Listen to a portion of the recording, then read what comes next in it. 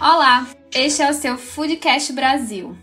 Olá, amantes da ciência e tecnologia de alimentos. Esse é o Foodcast Brasil, um programa apresentado por mim, Fábio Silva, e por mim, Iris Braz. No episódio anterior, com o tema Alimentação do Futuro, tivemos uma boa repercussão em nossas redes sociais.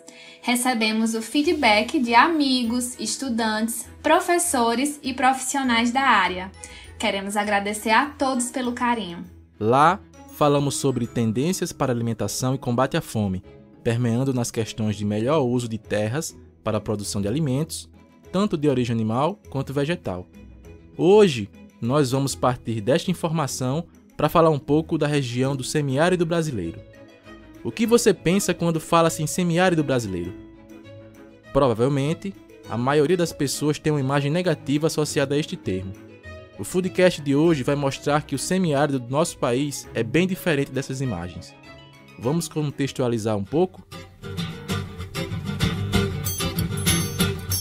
O semiárido brasileiro é uma região que ocupa uma área de 110 milhões de hectares e inclui os estados do Ceará, Rio Grande do Norte, Maranhão, a maior parte da Paraíba e Pernambuco, sudeste do Piauí, oeste de Alagoas e Sergipe, região central da Bahia e uma faixa que se estende até o estado de Minas Gerais. É uma região caracterizada pelo clima seco, com poucas chuvas e elevada evapotranspiração. Atualmente, congrega uma população de 27,9 milhões de pessoas, aproximadamente 13% da população brasileira, vivendo em 1.262 municípios de 10 estados da federação. Em novembro de 2017, mais 73 municípios foram incluídos na região do semiárido em decorrência da seca prolongada. A expressão semiárido indica que se trata de uma região com características que se aproximam da aridez. As razões para isso são várias, especialmente os modos humanos de exploração da terra, que a tornaram semiárida, aliados à escassez de chuva e ao limitado sistema de armazenamento de água da chuva. Apesar de muitas vezes ser rotulada como uma região estéril, no semiárido brasileiro existe uma diversidade de ecossistemas com variados microclimas e cerca de 12 tipos diferentes de caatinga, o que configura diversas possibilidades econômicas, como a pecuária, a exemplo de caprinos, ovinos e bovinos de leite, as lavouras de sequeiro, áreas irrigadas, produção mineral, turismo e geração de energia renovável. Além disso, a região semiárida brasileira tem se apresentado propícia também para a produção de peixes e flores. A maior parte da agricultura familiar brasileira é desenvolvida no semiárido. Com a missão de viabilizar ações de pesquisa, formação e difusão de políticas para a convivência sustentável do semiárido brasileiro, a partir de suas potencialidades socioeconômicas, em 14 de abril de 2004, através da Lei de número 10.860, foi criado o Instituto Nacional do Semiárido, o INSA, uma unidade de pesquisa integrante do Ministério da Ciência, Tecnologia, Inovações e Comunicações, com enfoque no semiárido brasileiro. Atualmente, o INSA está sob a direção da professora Mônica Tejo Cavalcante, a quem desde já agradecemos e externamos a honra, o prazer e o orgulho em que estamos sentindo de tê-la aqui conosco no Foodcast Brasil. Vamos conhecê-la melhor?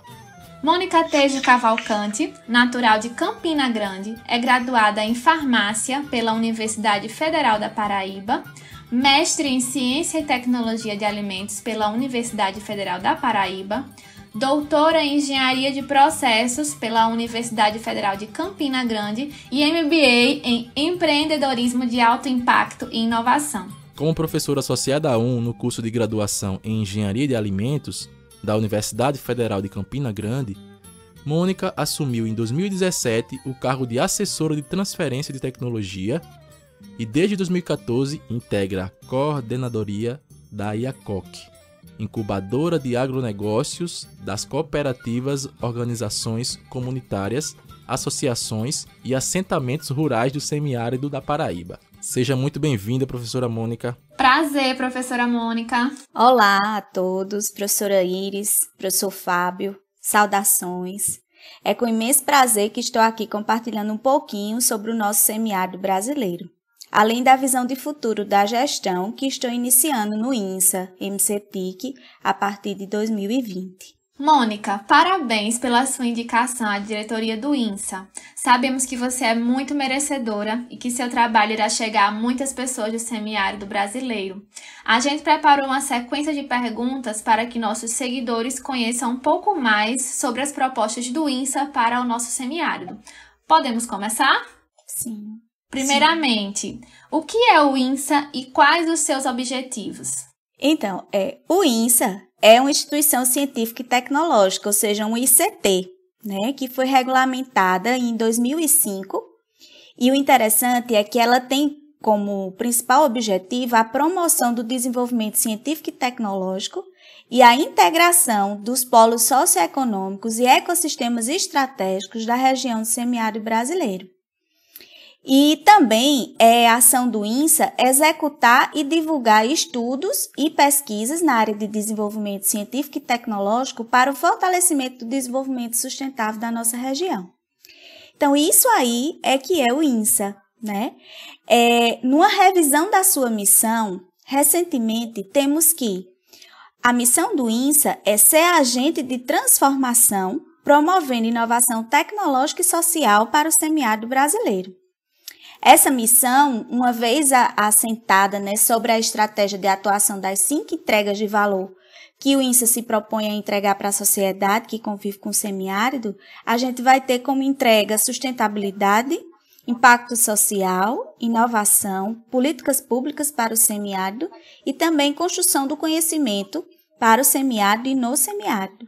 E assim, a gente organiza a visão de futuro do INSA, pautada nessas entregas, pautada na sua visão, na sua missão, e temos como visão de futuro ser reconhecido até 2030 como um Instituto de Excelência em Ciência, Tecnologia e Inovação, por meio de ações de articulação com o ecossistema para a construção de um semiárido sustentável. Então, vale também falar que o INSA possui como valores institucionais a inovação, a valorização das pessoas, o impacto e a responsabilidade social, ética e transparência, cooperação e nada mais do que conhecer o semiárido, né? Ser realmente um agente de transformação para essa área tão extensa e importante do nosso país. Inclusive, Mônica, fazendo só um comentário, eu vejo que muitas pessoas não conhecem o semiárido como ele realmente é, né? Então, a difusão tanto da pesquisa quanto do que realmente representa o semiárido, né? São 13% dos habitantes do Brasil. É muito representativo. É verdade, Iris, e é uma preocupação nossa porque a grande maioria das vezes as pesquisas elas não são pautadas na resolução de problemas para essa região que a gente vive. Então, a gente se depara, eu digo a gente por nós três estarmos na mesma área de ciência e tecnologia de alimentos, principalmente, e também da inovação, e a gente vê muita gente estudando outras problemáticas de outras regiões, né? E às vezes que não são nem problemas, mas esquece um pouco do que realmente a gente tem de problema para resolver na nossa região e do quanto isso poderia impactar positivamente as pessoas que convivem com o semiárido. E essa visão, como a gente comentou no começo do episódio, geralmente as pessoas têm uma visão negativa do que é o semiárido, muito pelo que foi passado, né? Desde antigamente, no período da Grande Seca, entre 1867, né, 69, e nessa época, foi uma época também de muita riqueza na literatura, saiu muita informação negativa acerca dessa região, né? Muitas fotos do chão rachado, com as pessoas, né, sem ter o que comer, sem ter o que beber, acabaram adentrando no imaginário da população brasileira, e isso vem perdurando até hoje, né? Muito em consequência do que a mídia transmite para toda a população brasileira, sempre reforçando os estereótipos das regiões nordestinas, né, principalmente. E aí eu incluo o semiárido, sendo que essa região ela já tem mostrado uma imagem completamente diferente, né, dessa imagem negativa a que o nome está relacionado para muitas pessoas. É verdade, Fábio. E também vale salientar que o nosso semiárido brasileiro ele é tido como um dos semiáridos do mundo, de regiões semiáridas e áridas mais pobres, né? Então, quando a gente compara com outras regiões semiáridas e áridas do mundo, o semiárido brasileiro ele está meio que esquecido. E talvez esse esquecimento seja pela questão cultural mesmo, de preconceito com a região que a gente habita, não é? É verdade. Professora Mônica, o semiárido brasileiro é uma região que é frequentemente associada à seca e também a problemas econômicos, sociais e políticos. Imagens que hoje já não correspondem de forma fiel ao dinamismo e ao potencial socioeconômico que se observa em muitas de suas regiões e áreas. De fato, a população do semiárido está se adaptando e aprendendo a conviver cada vez mais com as condições dessa região. Para isso, diversas práticas têm sido adotadas, tais como a estocagem de água e alimentos, criação de animais e plantas mais resistentes, respeito à natureza com produção sustentável, estoque de sementes, dentre outras práticas. Professora, você pode contar mais para a gente sobre as potencialidades que o semiárido brasileiro oferece no cenário da ciência e tecnologia dos alimentos? Então, além de todas essas potencialidades e além também das tecnologias que estão sendo desenvolvidas para essa convivência com o semiárido, né, para que o homem do campo consiga sobreviver, consiga adaptar as tecnologias existentes para a sua realidade, não podemos pensar em semiárido sem falar da sua biodiversidade. Então, a gente tem aí uma riqueza na nossa biodiversidade gigantesca e que é olhada com bons olhos pelo mundo inteiro. Então, a gente, quando fala em biodiversidade, a gente fala tanto relacionado às raças nativas, à caprino-ovinocultura e várias outras biodiversidade com relação ao animal, né, ao produto animal, como também a gente pensa na biodiversidade vegetal. Então, a gente tem aí uma potencialidade de diversas culturas, seja ela caprino, bovino, na avicultura. Também, e relacionado a vegetal, a gente vai ter aí o nosso umbu, o cajarana, licuri, dentre outras potencialidades, com ação antioxidante, às vezes anti-inflamatória, com potencial funcional, às vezes com potencial pré-biótico, os resíduos dessas frutas com potencial pré-biótico e também de conseguir isolar micro-organismos potenciais para serem aplicadas em outras matrizes. E aí a gente vai ter uma riqueza imensa para ser explorada. E eu costumo dizer que nós temos o privilégio de ter matéria-prima em abundância para nossos estudos. Não é verdade? É verdade. Eu tive a oportunidade, na época que eu estava na pós-graduação, de trabalhar com um pesquisador da região. Eu não lembro de que universidade, de que instituto ele era, mas eu lembro que as amostras chegaram para a gente analisar, não sei se ele estava também nesse período, que foi para a gente analisar algumas frutas da região da Caatinga paraibana, ubaia, facheiro, xique-xique, né, e outras frutas, né, características dessa região.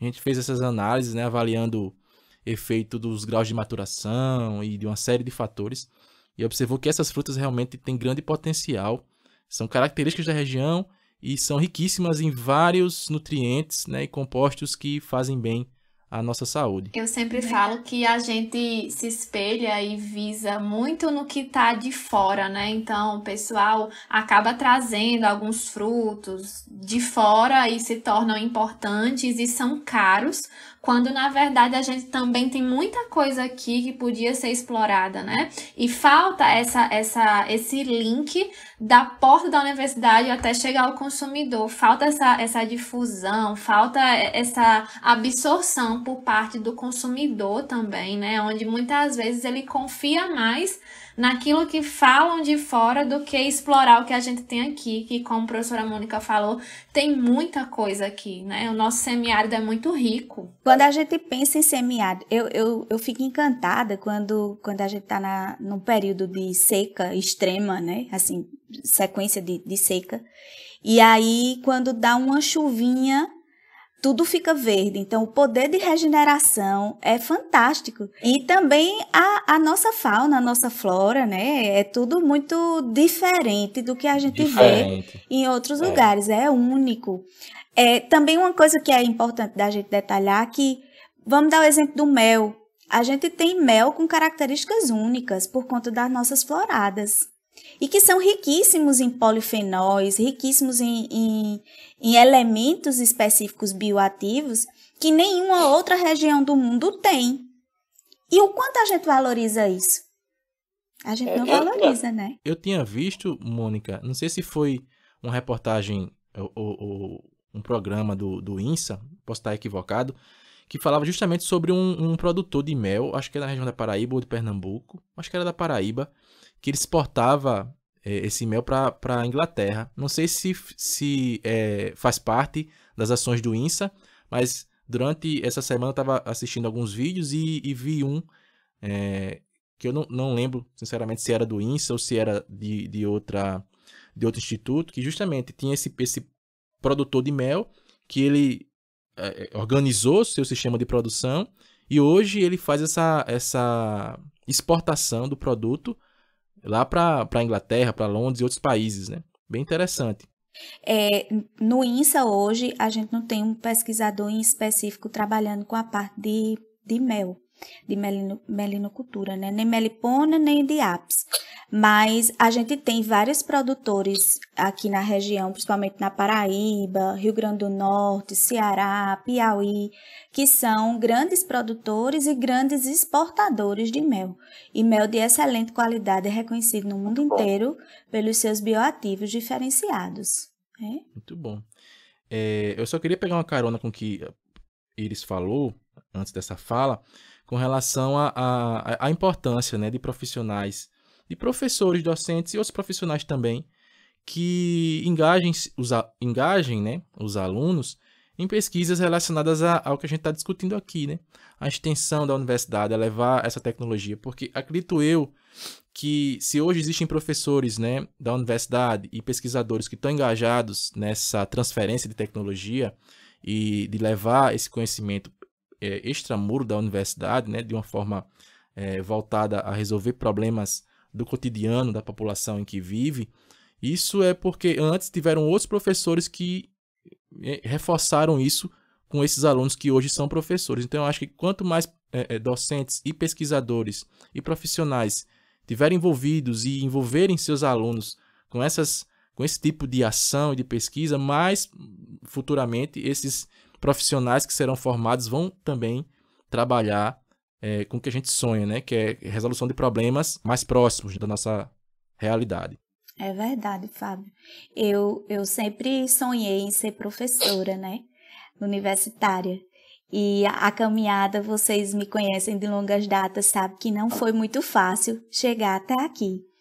E sempre eu tentei levar tentar transpor os muros da universidade com as pesquisas, com o que a gente desenvolvia e levar algo para quem realmente paga o nosso salário, que é a população, a sociedade. Verdade. Então, meu início de carreira foi em Pombal, e lá em Pombal eu tive o prazer, Deus me deu essa oportunidade de conseguir trabalhar com comunidades rurais e tentar transformar um pouco da realidade delas com pouca coisa que a gente tinha disponível na universidade.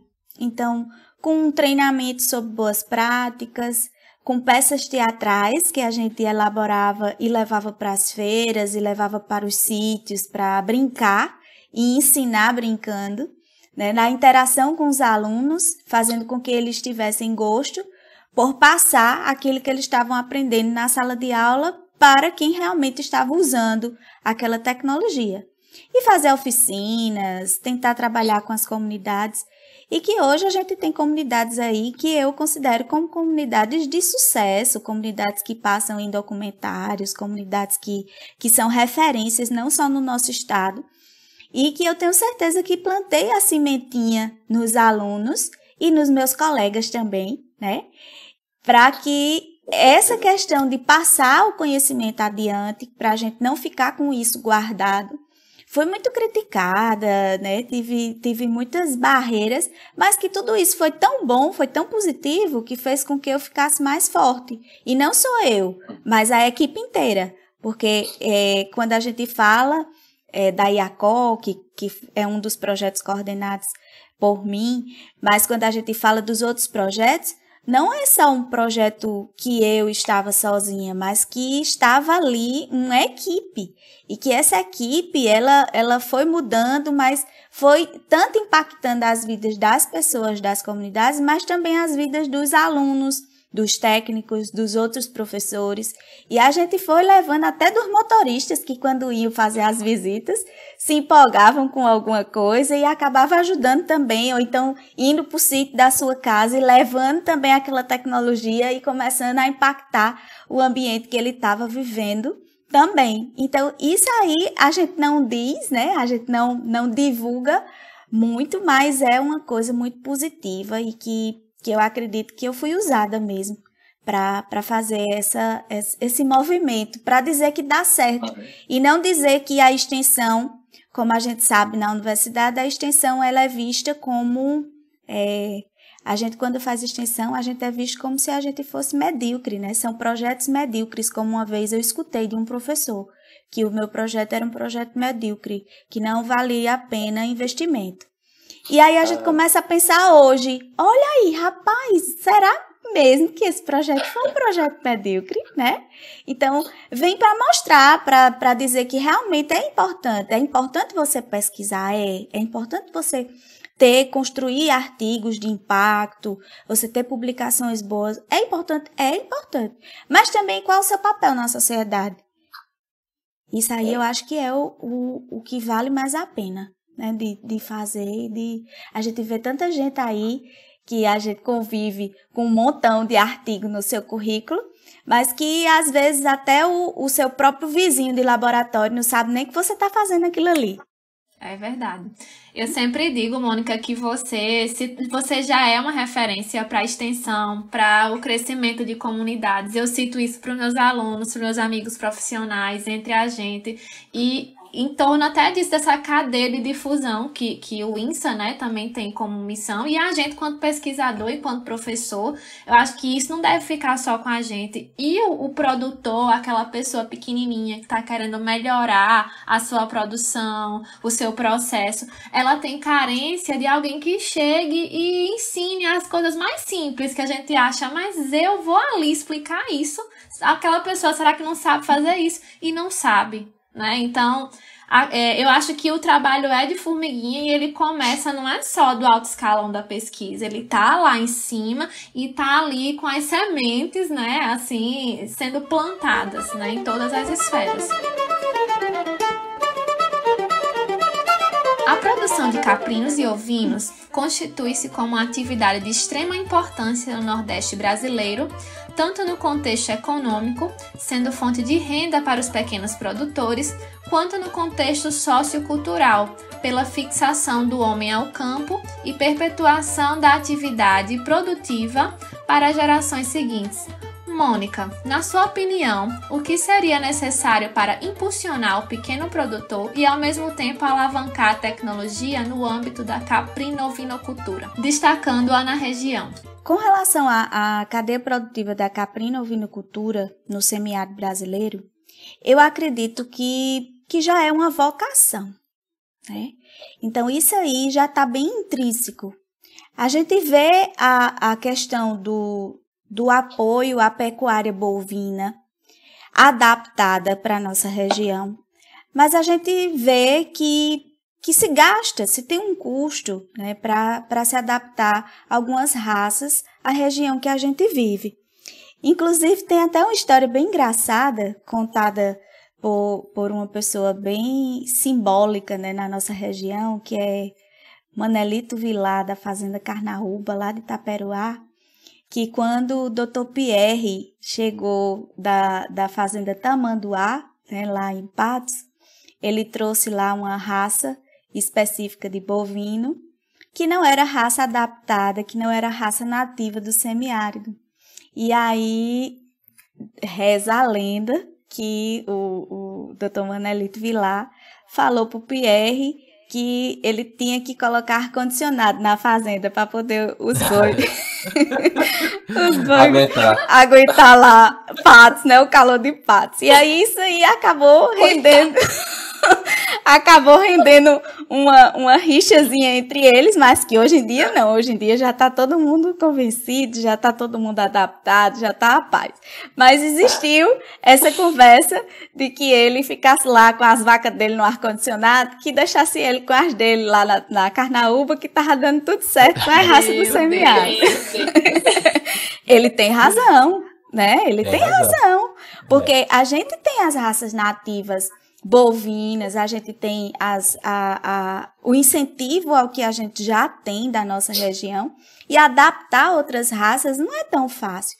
E quando a gente vem falando de caprino, da caprino-ovinocultura em específico, a gente já vê que é uma vocação, né? A gente vê, principalmente no nosso Cariri, o Cariri paraibano, mas não só o paraibano, a gente vê em outras regiões do semiárido também, uma forte cultura, então dizer que é vocação produtiva específica da caprino-ovinocultura.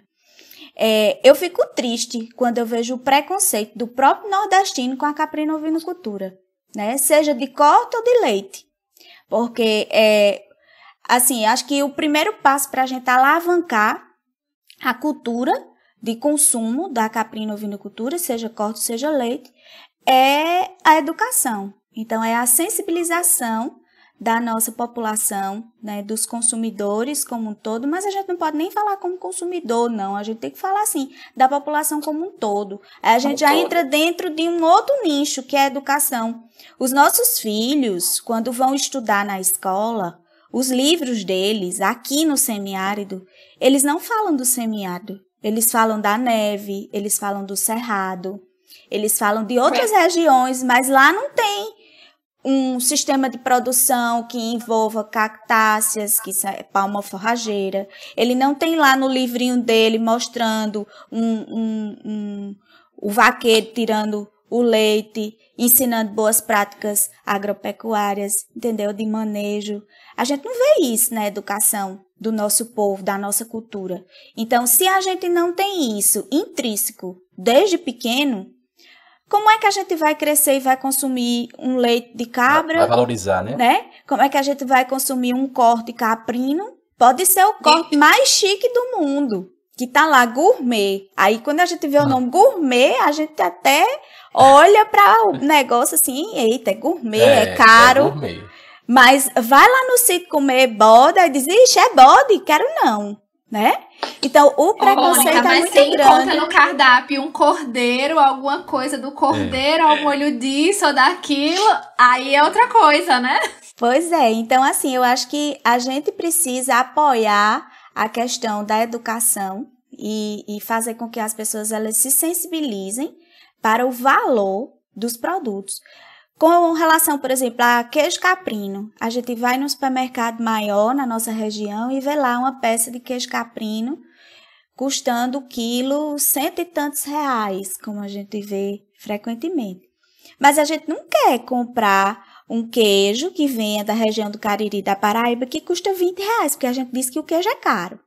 E às vezes aquele queijo caprino, ele tem características próprias da nossa região que são bem mais valorizadas, que têm bem mais bioativos, principalmente relacionados às suas proteínas, né, constituídas do leite, do que aquele queijo que está vindo da Holanda, que está vindo da França.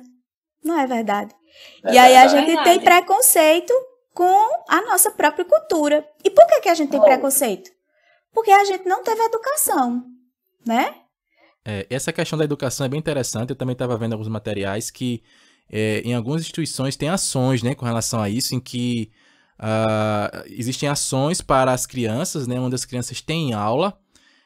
As aulas dessas crianças, o material é todo montado com exemplos da região, como você bem citou aí, né? Com exemplos que são palpáveis, que ele está inserido. Assim como você bem disse, tem algumas instituições que fazem esse tipo de ação, né? Nas regiões, nas comunidades e nas comunidades como um todo. Pois é, eu tenho como projeto de desenvolvimento dentro do INSA, da gente, em parceria com uma startup que já existe, já tem o sistema montado, da gente desenvolver um material gamificado para ser implementado na educação no nosso semiárido. Né? Então, muito bom. Isso aí a gente tem uma educação contextualizada, onde as pessoas que convivem no semiárido sintam orgulho e entendam o que é que a gente tem, o que é que a gente faz, quais são os nossos problemas, o que é que a gente tem disponível, né? Isso aí é muito interessante para a gente fazer. E também estimular para que quem já trabalhou com alguma temática do semiárido, a gente também consiga divulgar a partir de um aplicativo, a partir de um jogo, a partir de um material educativo. Porque a grande maioria das pessoas que trabalham para o semiárido, que tem projetos, que teve artigo, algum tipo de produção, seja ela científica ou tecnológica, a gente hoje em dia não tem um banco de dados. Então, muitas vezes, pode ser que as pessoas, a sociedade, ela precise de uma solução e que essa solução já existe, a gente já pagou do imposto da gente para fazer aquela solução, mas ela está lá escondido na biblioteca, né? Ou no computador de alguém, engavetada. Então, isso é uma coisa bem interessante da gente pautar também. Eu vi, Mônica, também, nas pesquisas que eu estava realizando, que existe até uma série de gibis, né? De revista em quadrinho, com histórias que estão ali entranhadas no semiárido, histórias que acontecem no semiárido, de produtores falando sobre como o semiárido mudou nesses últimos anos, né? E que aquela visão que a gente falou no início do programa de ambiente inóspito e de imagens negativas já tem mudado bastante ao longo de todos esses anos. Eu verifiquei que existe uma espécie de revista em quadrinhos, gibi, específico para o semiárido brasileiro. Bem interessante. Muito bom. Não sei se vocês sabem, mas o Dr. Manuelito Vilar, ele foi o primeiro diretor do INSA, né? E aí, na época que ele foi diretor do INSA, ele desenvolveu uma cartilha para o semiárido, que era para ser implementada na educação básica. E aí, em conversa recente com o Joaquim, a gente sempre fala nisso, né? Eu sempre peço a ele, Joaquim, procura a cartilha para ver se a gente resgata uma coisa que já foi desenvolvida. E aí, Fábio, sabendo também dessa disponibilidade do gibi, depois eu queria que você me passasse onde foi que você encontrou, porque isso tudo pode servir de base para a gente poder trazer uma nova roupagem e fazer parte desse projeto de educação gamificada, porque hoje em dia os meninos não querem mais saber de ler gibi e de ver cartilha, quer saber o que é que tem no computador, o aplicativo. E aí seria dessa forma. Se eu não me engano, foi na página da ASA. Na ASA. Tá lá, ASA Brasil, foi lá. Mônica, eu vi também, né, falando ainda da caprinocultura, o INSA, o boletim de fevereiro, né, o boletim informativo, ele fala de um capítulo que foi a pesquisadora Neila, né, que publicou, Neila Fábio lá, que contribui com o PPGTA, né, e sobre a agregação de valor das vísceras, né, que me remontou muito à questão da educação, né, eu já fui aqui mesmo, já fui abordada várias vezes, vou no restaurante e peço buchada, picado, você come isso? Amo, né, então assim, essa questão, acho que as pessoas não comem porque tem uma repulsa, porque não conheceu, né, eu acho que é a partir daí mesmo que a gente tem que começar a mudar o ponto de vista das pessoas, né? E também, Iris, só adicionando a sua fala, a gente vê muita cultura gastronômica morrendo, não é? As receitas das nossas avós, bisavós, tataravós, e aí a gente começa a ver a questão da educação do pessoal sem querer consumir, e essas receitas elas vão se perdendo no tempo. Não tem fluxo, né? Não tem fluxo. Não tem fluxo. Iris, com relação a isso que você falou, é bem interessante, porque na época da minha pesquisa do mestrado, que eu trabalhei com chouriço, né? A gente desenvolveu um chouriço à base de víscera e sangue caprino, e eu não consegui fazer análise sensorial em João Pessoa. Eu tive que fazer análise sensorial em Petrolina. Eu lembro. Eu tive que fazer lá, porque o projeto tinha vínculo com o pessoal de lá, e acabou que a gente levou a análise sensorial para fazer lá, porque aqui em João Pessoa a gente não estava, né, conseguindo o número de provadores dentro da universidade, né, que foi onde a gente se prontificou a fazer na época. A gente não conseguiu o número de provadores suficientes para pesquisa. Aí vai o pessoal fazer alguma coisa lá na Espanha, aí paga bem caro um monte de chouriço. Come de tudo. Come de tudo. Mas é verdade. Uma preocupação também, elencada a pergunta que vocês fizeram, relacionada à questão da caprino-ovinocultura no nosso semiárido, na nossa região, eu vejo também a certificação de abatedouros. A gente tem um problema muito sério relacionado à questão da caprino-ovinocultura de corte, que a gente não tem próximo, o abatedouro certificado mais próximo que a gente tem é em Sergipe, né? Alagoas. E aí Alagoas, desculpa. Então, a grande maioria das pessoas que fazem cortes ou fazem clandestino, então eles não podem se regularizar, ou então eles pagam a logística caríssima para levar o seu produto para ser abatido lá, para poder voltar e conseguir comercializar. Então, isso é um problema que a gente tem na nossa região e também, a partir dessa identificação desse gargalo, a gente vê que influencia as outras ações que a gente estava falando, da cultura, do consumo. Se a gente não tem disponível, a gente não come. Não é porque a gente não gosta, é porque a gente não tem disponível. Não é verdade?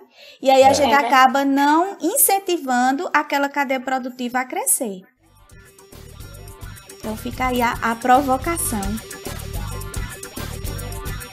Mônica, o Brasil possui a terceira maior população de equídeos do mundo, com destaque para o Nordeste na produção de asininos e muares. Devido à sua rusticidade e resistência ao ambiente pouco favorável do semiárido, até hoje eles são mais usados para transporte, sela, carga e tração.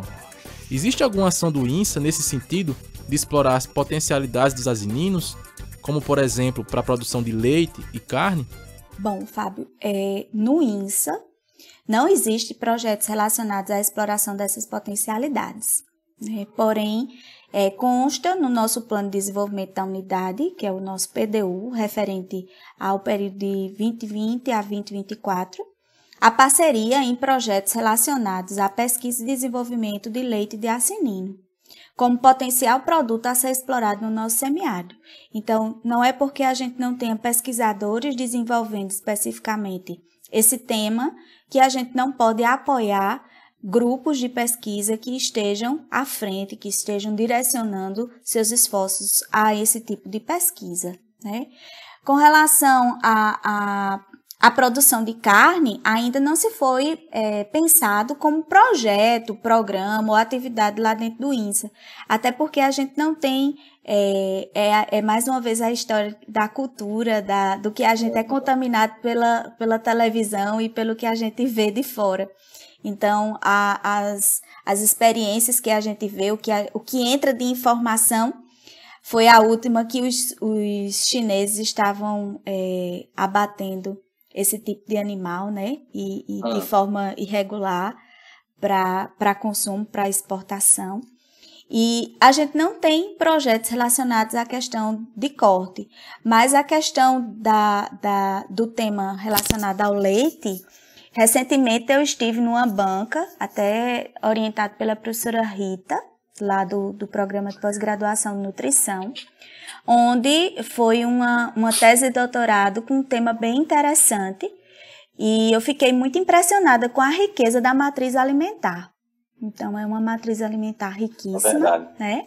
E também, assim, são cercadas de preconceito, mais uma vez falando do preconceito, mas que a gente vê a necessidade de se ter estratégias para fazer com que esse preconceito seja rompido e a gente consiga mostrar para a sociedade o valor, a potencialidade e consiga aos poucos romper essas barreiras através da pesquisa e desenvolvimento. Eu conheci, Mônica, um pouquinho sobre isso, né? Era algo que eu também não conhecia, quando a professora Amanda, no ENAG, ano passado, ela fez uma palestra, né? E eu fiquei surpresa porque já é muito comum esse consumo e essa criação na Itália, por exemplo, né? Onde a professora Amanda, ela fez um trabalho de pesquisa lá, fez o doutorado de sanduíche. No trabalho pós-doutoral dela, ela também estava em contato com esse pessoal pesquisando. E é assim, é uma vastidão de propriedades, né? Que poderia ser trazido para o consumo na primeira infância, inclusive, né, pelas propriedades diferenciadas que tem o leite. Mas a professora Amanda, eu tô trazendo exemplo dela, né, que ela tá tentando trazer essa pesquisa para cá, né, que ela agora como professora, e a dificuldade que ela tá tendo até de coletar o próprio leite. Então, como, assim, a questão também da cultura, mais uma vez falando, né?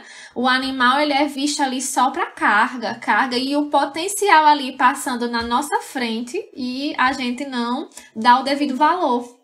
E além disso, ainda tem um outro fator que agrava bastante, né? Eu me lembro que há uma época atrás, eu vi uma reportagem, se eu não me engano, foi do Rio Grande do Norte, onde lá eles têm muito problema, não só lá, mas também lá eles têm muito problema com os animais que são soltos, né? São abandonados.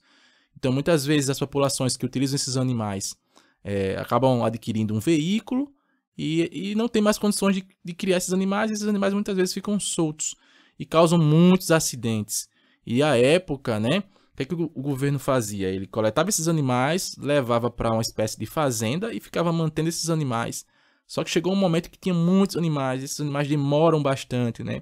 Eles têm um ciclo relativamente longo, isso demanda custo. Então, na época, parece que o Ministério Público autorizou o abate desses animais e houve uma comoção pública, né?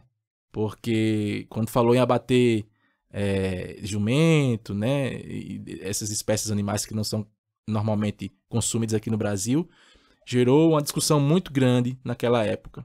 E é triste, né? Quem nunca contou jumento na estrada, indo de uma cidade para outra? Se verdade, não contou é porque não é do semiárido.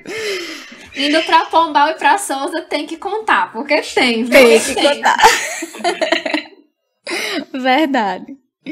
Mas é um potencial, brincadeiras à parte, é um potencial que a gente tem na nossa região, tá aí latente, como a professora Iris falou, e que a gente acaba não dando tanta atenção, mais uma vez, por conta do nosso preconceito, né? É um preconceito que às vezes é até involuntário. A gente tem esse preconceito involuntário. Se a gente tivesse a possibilidade de consumir o leite asinino, e eu tenho certeza que a gente iria ficar receoso, sem saber direito se consumiria ou não, como era que ia ser, né? E aí é o preconceito que a gente tem sobre essas matrizes alimentares alternativas, digamos assim, mas que estão aí em abundância e que tem um potencial gigante para a gente aproveitar. Se o leite caprino já tem resistência, imagina o asinino, né? Eu lembro que a professora Amanda falou que eu perguntei, mas como é esse gosto? Ela fez, Iris, ele é o mais doce de todos. Ele tem um teor de açúcares livres maior do que os leites que você conhece. Aí eu fiquei, pois quando você trouxe, eu quero provar. Mas assim, o preconceito é uma herança, né? É uma herança ruim que a gente leva, né? Então assim, os nossos pais agem com repulsa, a gente absorve, vai agindo com repulsa e vai falando da repulsa para os outros, infelizmente, né?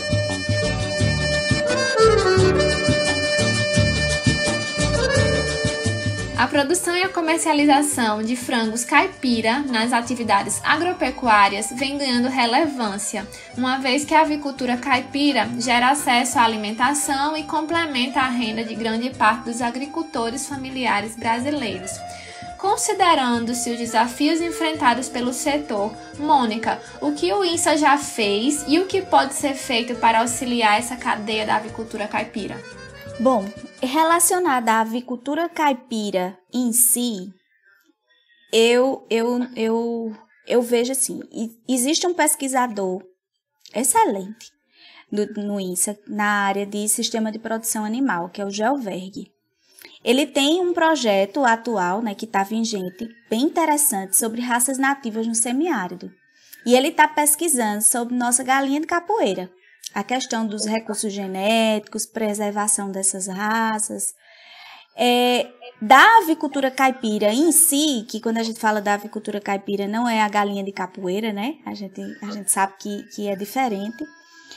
Eu estou diante de pesquisadores referências na área, que são os professores, a professora Iris Braz e o professor Fábio Silva, que estudaram aí. A professora Iris trabalhou com colágeno extraído a partir de aves, na verdade de aves, sem ser avicultura caipira, mas de ave.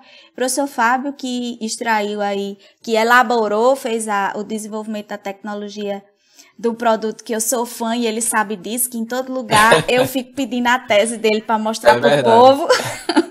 Vai, eu tô no WhatsApp, Fábio, manda aí tua tese, que eu tô aqui com não sei quem querendo ver tua tese. E aí que foi relacionada à charque da galinha poedeira. E que recentemente, fazendo parte em conjunto, onde nós três fazemos parte do projeto da avicultura caipira, junto com a professora Marta Madruga, né? Que é um projeto, inclusive, do MCTIC, né? Financiado do MCTIC, que está dentro do edital Nexo, que é do Nexo Caatinga. A gente tem essa possibilidade de trazer as pesquisas que foram desenvolvidas, mesmo sem ser da avicultura caipira, mas para que fosse aplicada na cadeia produtiva da avicultura caipira e fazer com que essa expertise desenvolvida ela seja transposta para essa outra cadeia, que seria a cadeia da avicultura caipira. Dessa forma, eu trago como pesquisadora para o INSA essa visão relacionada à avicultura caipira que ainda não existia, mas, mais uma vez falando, está aberto para parcerias, para a gente conseguir consolidar mais os projetos com ação relacionada à temática.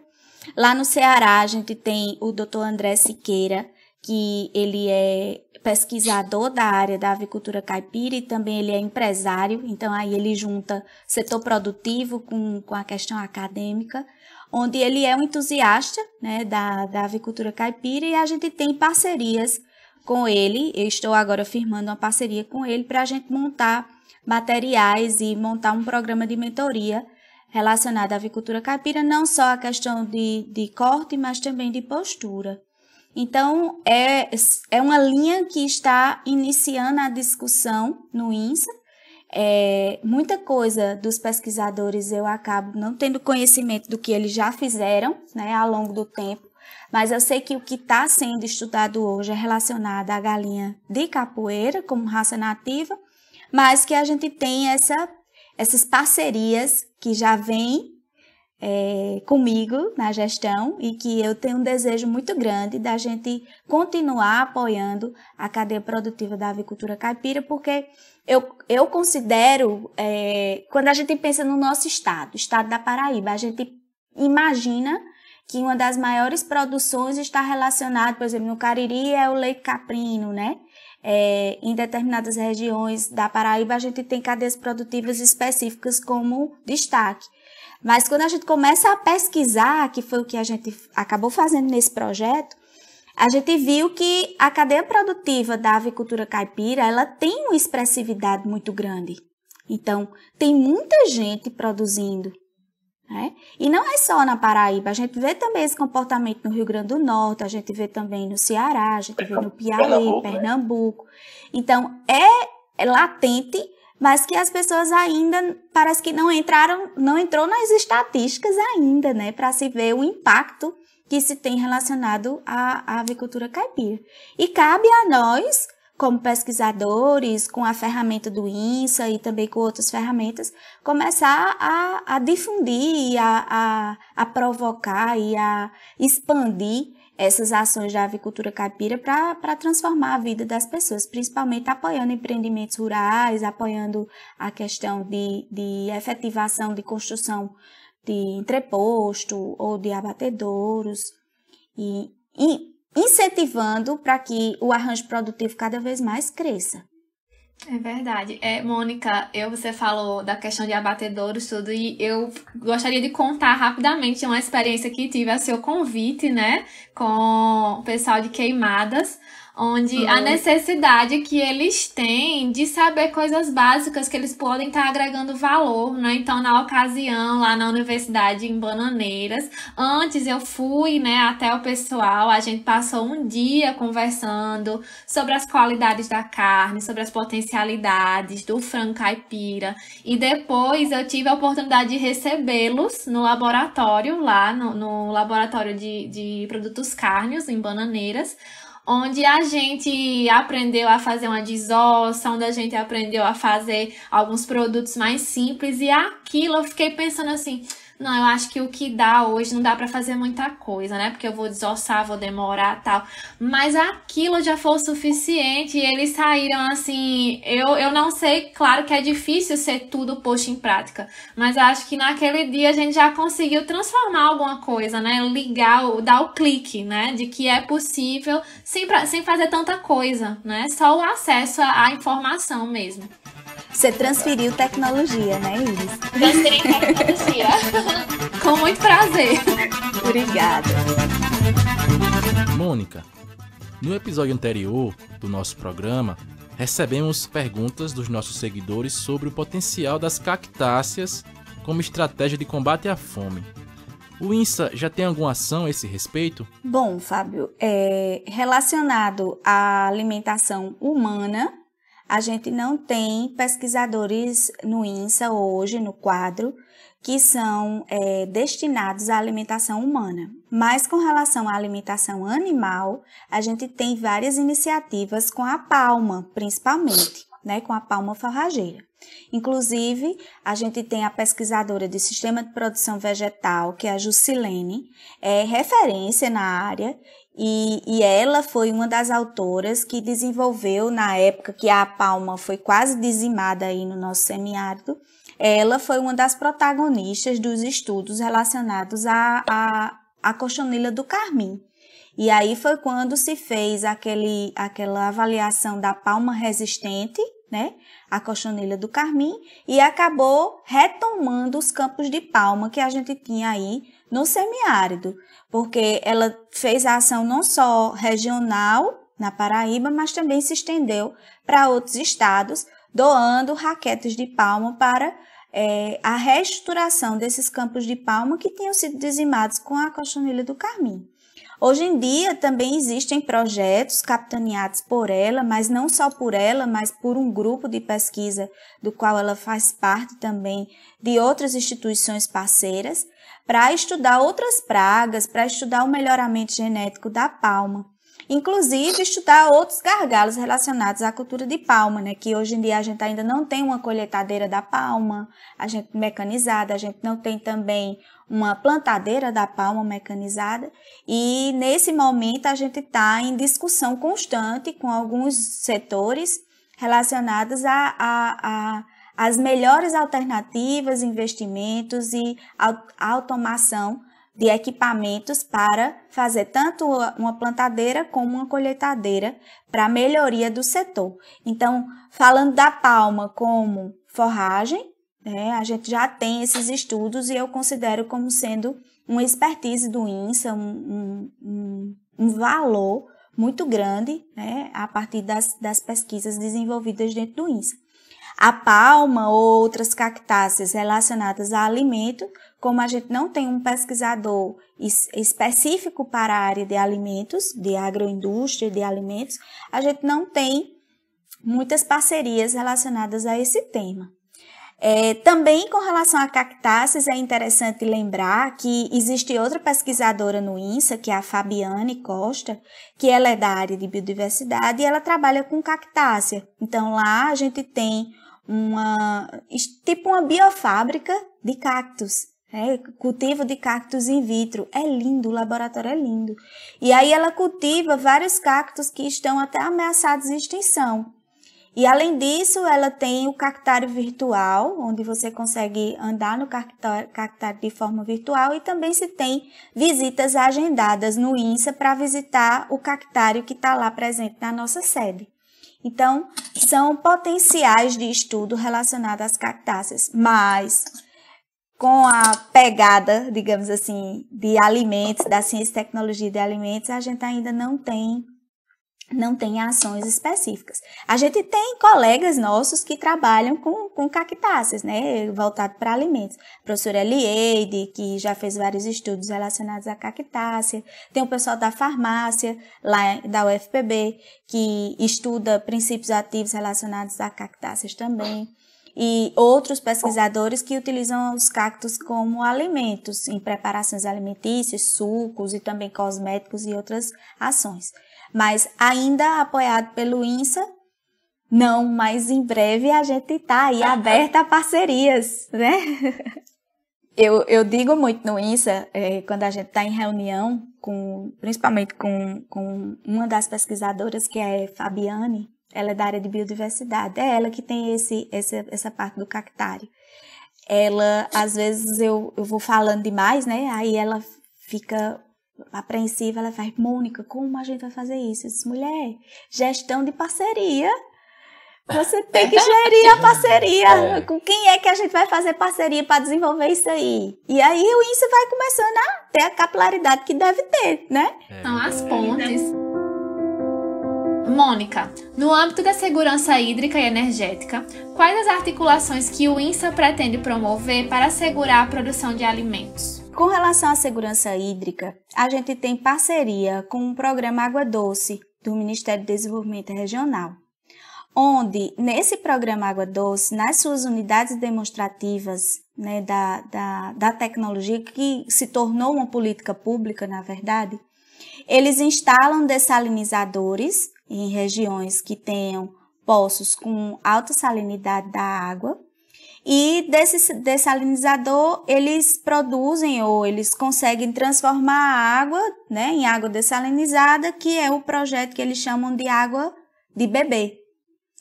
Só que esse projeto avançou tanto com o tempo, que ele já vem desde, né, de outros tempos, que hoje em dia se viu que a produção de água dá para beber, mas também dá para fazer outras coisas. E aí, o rejeito da dessalinização, hoje em dia, é apoiado com tanques de cultivo de tilápia. Então, geralmente, as unidades demonstrativas, elas têm agregado à unidade uns tanques de tilápia. E também elas servem para irrigar algumas culturas específicas.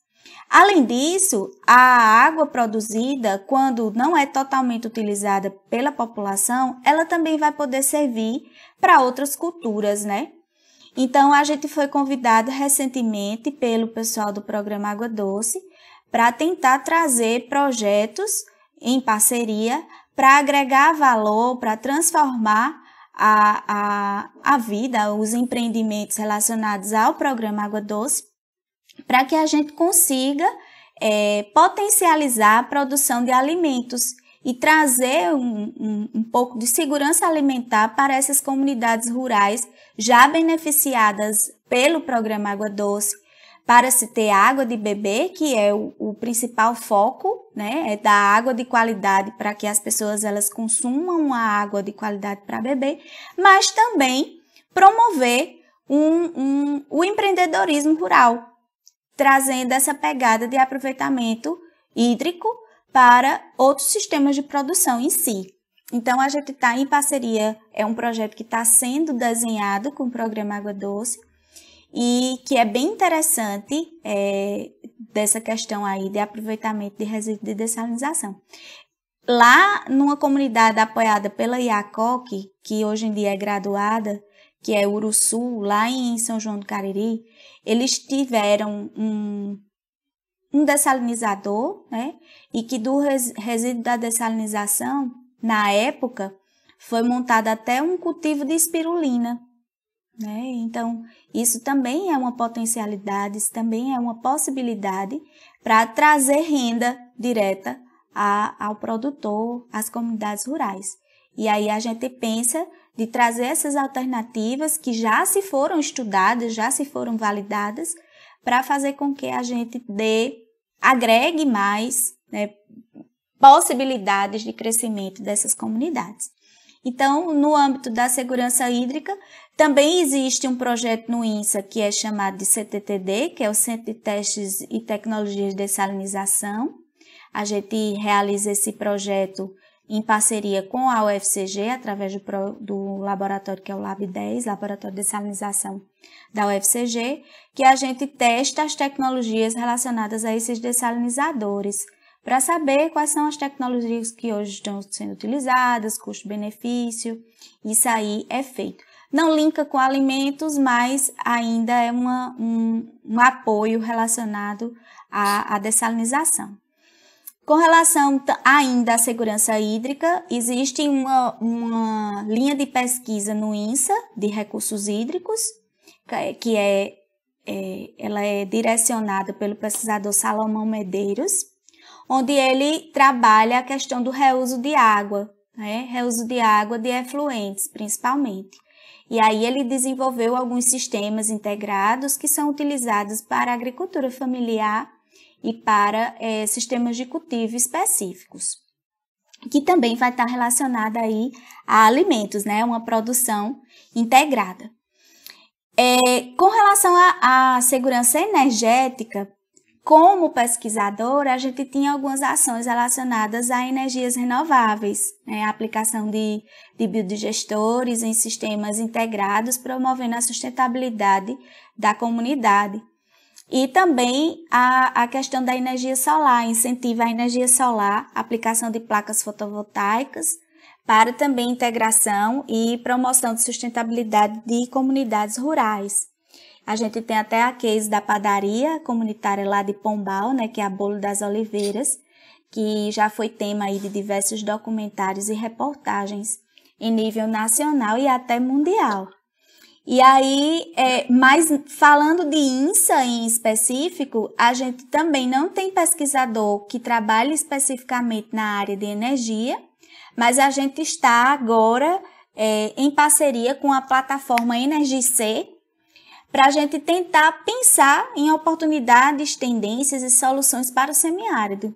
Inclusive, agora, dia 19/6, semana que vem, né, na sexta-feira, a gente vai ter um evento online, que vai ser um evento até fechado para convidados do setor, e a gente vai ter a presença de nomes importantíssimos no cenário nacional da energia, como o diretor-presidente da ANEEL, que é o André Peptoni, o superintendente da SUDENE, Dr. Evaldo Cruz, e também o diretor da ABGás, né, e outros convidados especiais que vão fazer parte desse evento como panelistas para a gente discutir as potencialidades do semiárido.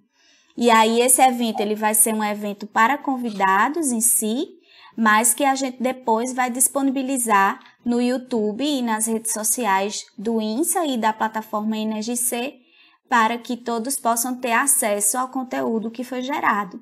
Então, esse é um primeiro passo que a gente está dando com relação ao setor energético em si, as potencialidades energéticas do nosso semiárido, para que a gente inicie, dentro do setor, como o INSA principalmente, né, discussões que possam vir a gerar projetos futuros de impacto. E aí a gente está lá cumprindo a nossa missão, a nossa visão e levando os nossos valores. A gente sabe que a imagem negativa do semiárido brasileiro, ela foi durante muito tempo usada politicamente. Você acha que o coronelismo que muitas vezes se observa nessas regiões pode atrapalhar o desenvolvimento social e econômico sob o ponto de vista da ciência e tecnologia de alimentos? E como o poder público pode atuar junto com as universidades e o setor produtivo para auxiliar na evolução dessas potencialidades da região? Parece até mentira, né? Mas o coronelismo ele é real na nossa região semiárida, sim. E atrapalha pelo poder que se tem sobre a mente das pessoas. Como é isso? Eu vou contar um exemplo. Um dia eu cheguei num laticínio né, que o plano de desenvolvimento do negócio deles estava pautado na produção de queijo, com o excedente do leite produzido, e não vendido para o programa do leite, né, no cenário normal que eles tinham. Mas o que me deixou triste foi que a primeira-dama do município, né, pegou, entre aspas, as formas e a prensa que estava no laticínio, porque ela disse que agora ela iria produzir queijo. Então, e aí? Fácil de adivinhar o que foi que aconteceu. O laticínio não seguiu com seu plano de desenvolvimento, pois ninguém iria pedir as formas e a prensa à primeira-dama do município, né? E aí eu acho que com essa metáfora eu consegui exemplificar um pouquinho a minha opinião sobre isso. Porque acabou que a primeira-dama não devolveu para o coletivo, que era o laticínio. Era uma associação que tinha vários produtores, né, e várias pessoas trabalhando dentro do laticínio bem organizado, já vendia o leite para o programa do leite. Eles começaram a se organizar com as formas, com a prensa, organizaram o lugar que ia acontecer, já tinha a câmara fria, já estava organizando lá onde era que eles iriam maturar o queijo, já estava com as coisas tudo organizadas, a gente já estava querendo fazer a parte dos rótulos. E aí, a primeira-dama levou tudo. E ninguém fez nada. E quem vai fazer queijo sou eu e pronto. Então, isso aí é um exemplo da sua pergunta, Fábio. O coronelismo, ele atuando, em conjunto até com o poder público, né? De forma negativa, nesse caso, né? Isso, de forma negativa. Então, eu acredito que a gente vive nesse coronelismo, as coisas estão mudando. Isso aí eu tenho certeza que estão sim. A gente vê muito assim, a opinião dos produtores, o pessoal já tem uma resistência, já consegue conversar de forma diferente. Mas que existe ainda, existe, né? Com relação à sua segunda pergunta, que é bem importante a gente falar sobre isso, você fala, na verdade, da tríplice hélice do desenvolvimento, que é o quê? É quando a gente integra a academia, o poder público e o setor produtivo. E quando você integra esses 3 pontos, a gente tem que fazer isso rodar, tem que fazer isso funcionar, né? E como é que a gente vai fazer isso funcionar? Como é que funciona? Então, é simples na teoria, mas na prática não é tão simples, né? Seria a academia pesquisa e desenvolve sobre a demanda do setor produtivo e o poder público apoia e promove o desenvolvimento junto, todo mundo junto e integrado. Isso aí seria o nosso cenário perfeito. É o que acontece na Europa. As universidades, elas pesquisam sobre demanda do setor produtivo, não é assim? E o poder público, ele apoia as pesquisas que estão sendo desenvolvidas nas unidades, nos grupos que tidos como os investigadores. A gente tem até algumas professoras que vêm da Europa para cá e a gente escuta muito essa integração e escuta também o espanto da gente no Brasil pesquisar com dinheiro público e não ter intervenção do setor produtivo, né, assim, privado. Então, é muito estranho, por exemplo, a professora Manuela Pintado, quando a gente conversa com ela, ela fica sem saber muito como falar com a gente. Quando a gente diz que está fazendo uma integração com a indústria, ela diz, e eles estão dando quanto? Aí eles não estão dando nada. Como eles não estão dando nada, né? Então, assim, é difícil deles entenderem, porque o modelo da tríplice hélice na Europa e em outros lugares do mundo funciona. E aqui, a gente não tem isso como cultura. Então, a gente causa estranheza pra gente uma coisa que não era estranha, era pra ser normal. Principalmente a nossa área, né? Nossa área sofre bastante com isso.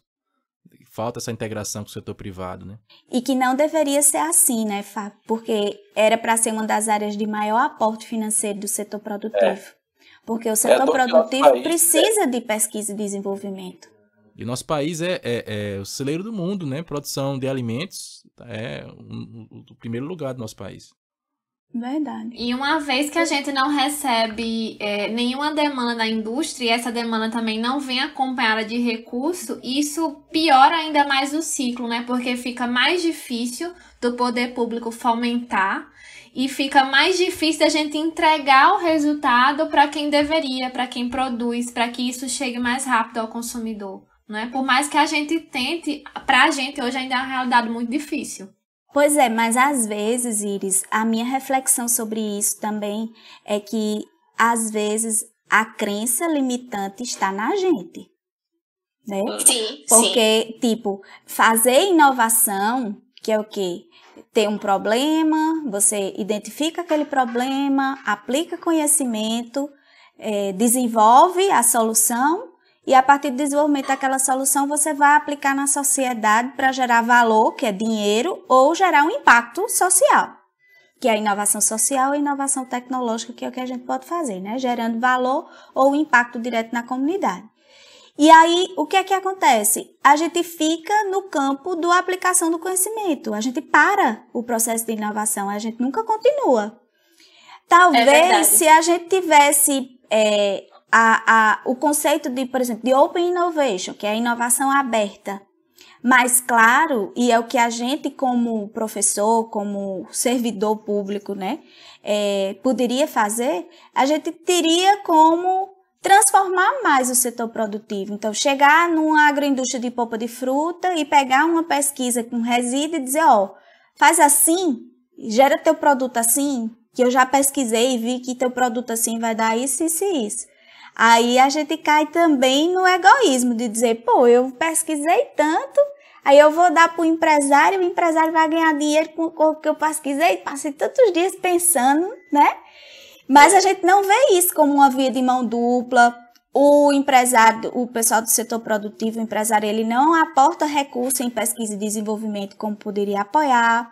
O poder público acaba não tendo projetos específicos para o pequeno produtor. Então, a lei do bem, a lei da informática, CAT, que são incentivos para que se tenha P&D e PDI, acaba não servindo para os setores de menor impacto, que tenham um rendimento mais baixo, né, de financeiro. E aí não roda, não funciona a tríplice hélice. E aí tem os dois lados, né? O nosso lado do egoísmo, o lado do setor produtivo, o lado do poder público. Então, tá tudo errado. E além disso, além de todas essas questões, eu acredito que também tem o fato de que muitos empresários, né, não têm conhecimentos. Muitas vezes o empresário ele não tem conhecimento do que está sendo feito e do que pode ser feito, e muitas vezes não acredita que aquilo que a gente desenvolveu ou está estudando pode beneficiá-lo de alguma forma. Isso muitas vezes, né, do outro lado, dificulta. Às vezes eu conheço pesquisadores que tentam essa interação com empresas e encontram de algumas empresas certa resistência, de que não, isso para a gente no início vai gerar um custo maior, mesmo que tenha futuramente um retorno, né, melhor, mas no início vai ter um custo muito grande, a gente vai ter que mudar os hábitos e a forma de produzir, para a gente não é interessante, a gente não tem interesse, né? Então eu acredito que cabe a nós, né, que a gente está nas universidades, nas instituições de pesquisa, forçar um pouco, né, essa roda a girar um pouquinho e interagir mais com o setor privado e com o poder público também, né? E um pouquinho de sensibilidade também da parte da empresa, né? A gente, enquanto professor, eu falo por uma experiência minha, já cheguei aí em indústria e tentar vender o nosso produto em termos de vamos fazer um elo, uma parceria para que a gente tenha alunos estagiando aqui, vocês tenham acesso, a gente leve umas amostras e faça. Não tenho interesse. Eu vou para fora do Brasil, eu compro o que tiver de melhor, mas eu não tenho interesse. Então, assim, foi uma coisa que me chocou, né? Um cenário desse que, infelizmente, a gente tem muitas cabeças que pensam assim no setor privado, infelizmente, por mais que a gente tente. Mas aí, Iris, vamos pensar pelo outro lado. Se a gente tivesse o poder público com um programa de governo que apoiasse aqui a indústria, aportasse recursos em P&D e que ele, por exemplo, como tem com os grandes, com a lei do bem e lei de informática, como é a lei do bem? O cara aporta recurso em P&D e aí aquele recurso que ele aportou, ele ganha o dobro de desconto do seu imposto. Olha aí que bacana, entendeu? Então, o cara vai dizer, não, eita, eu sou obrigado a aportar recurso de P&D. Setor energético. O setor energético, ele é obrigado, essas concessionárias, elas são obrigadas a ter um aporte em P&D, em PDI. E aí eles têm que aportar o recurso e eles vão ter o retorno com relação ao imposto. E se eles não aportarem recurso em PID, eles são multados, na verdade, né? Então, cada setor tem uma particularidade. Quando a gente fala de alimento, só funciona para os grandes. E o que mantém os pequenos, né? A gente acaba não tendo uma realidade dessa forma. Então, se a gente tivesse aí como provocar o poder público, começar a conversar com os deputados, com os senadores, que são quem realmente regularizam nossas leis, regularizam, né, nossas leis, a gente começa a sensibilizar, vai devagarzinho para tentar ver. Isso aí eu espero viver para ver. Eu também. Mônica, eu gostaria que você falasse para a gente um pouco sobre os planos futuros para o INSA e em que segmentos o Instituto vai focar nesta nova gestão e se já existe algum alinhamento, né, da missão do INSA com os Objetivos de Desenvolvimento Sustentável, né, os ODS tão falados na extensão. Verdade. Bom, a missão do INSA, ela vem carregada de ações estratégicas de alinhamento às tendências mundiais, principalmente relacionadas às ODS, que são os Objetivos de Desenvolvimento Sustentável da ONU, né? E também relacionadas à expansão populacional, tendo como reflexo o aumento no consumo da água, da energia, dos alimentos, que é a história do nexo da segurança hídrica, energética e alimentar, que a gente vê tão pautada, tão discutida e tão observada. Além de precisar também buscar soluções para grandes desafios sociais, ambientais e econômicos. Então, o INSA está aí nesse contexto como uma ferramenta do Ministério da Ciência, Tecnologia, Inovações e Comunicação para fazer com que isso aconteça no nosso semiárido. Então, na verdade, o INSA ele precisa ser o principal instrumento de observação das demandas desse semiárido, e assim ser uma força motriz em permanente prospecção das melhores soluções para os problemas da região. Uma busca constante da capacidade instalada no ecossistema do conhecimento científico e desenvolvimento tecnológico, gerando e ou aplicando tecnologias e inovações para que possam ser utilizadas como soluções práticas e assim gerar valor para a sociedade, né, e fazer de fato acontecer a inovação. Isso é difícil, mas a gente precisa focar em algo, né, e algo que seja desafiador. E aí o que a gente tem de realidade, que a gente presencia demais hoje, é o quê? Que muita coisa já foi estudada, muita coisa foi investigada para solucionar esses problemas ou esses gargalos que tem no semiárido, mas só o desenvolvimento dessas tecnologias, elas não resolvem os problemas. Então, fazer com que, como a gente já estava falando, o que já tem disponível, o que já foi gasto de dinheiro público relacionado a essas ferramentas, a essas pesquisas e desenvolvimento, consiga chegar em um banco de informações para que as pessoas consigam pegar aquela ferramenta e utilizar de forma positiva, né, de forma ativa, é um desafio. E aí o que é que acontece? Além de ser um desafio de identificar a solução dos problemas, a gente também tem como desafio fazer com que a população que está inserida no semiárido, ela seja alfabetizada tecnologicamente, que é o que a gente faz na extensão, né? A gente pegar as pessoas e dizer, existe essa tecnologia e você vai ter que utilizar, e para você utilizar ela para melhorar teu processo, para melhorar teu produto, você vai ter que fazer assim, assim, assim. Então, você vai estar alfabetizando tecnologicamente aquelas pessoas. Se você não faz isso, você não vai fazer com que aquela tecnologia seja utilizada. E aí não vai servir de nada, né? Tudo vai continuar do mesmo jeito. Então, o desafio de se ter realmente a ferramenta e ainda aplicar a ferramenta tendo que alfabetizar as pessoas. Então, é bem complexo, né? E aí... eu considero esse sendo um dos maiores desafios e também a questão da sensibilização do INSA, tanto dentro como fora. Fazer com que o INSA ele pense de forma coletiva, única, onde a gente veja o INSA como realmente um time e que todo mundo do time jogue do mesmo lado. Isso também é um desafio e é o que eu estou trabalhando, empenhada, né, a trabalhar para que aconteça. E de fora, a questão da capilaridade, da articulação, de fazer com que tudo isso que a gente conseguiu conversar hoje realmente aconteça e não fique só no campo da teoria. E fazer a gestão da parceria e fazer as nossas articulações, as redes de contato, participar ativamente do ecossistema. Isso tudo é o que a gente pensa em fazer como visão do futuro, como projeto de gestão no INSA durante esses 4 anos que a gente tem para frente.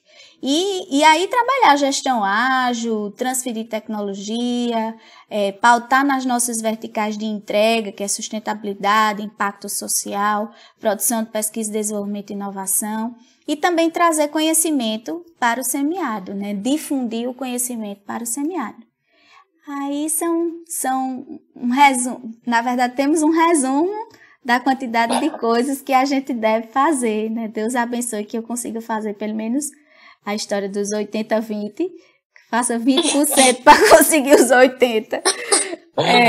O desafio é grande, mas a competência é maior, tenho certeza. Obrigada, Fábio. Eu digo direto, olha, exemplo de organização, assim, para cumprir meta que a gente tem perto, assim, principalmente no setor público, na nossa realidade. Acho que o INSA não poderia estar em melhores mãos, Mônica.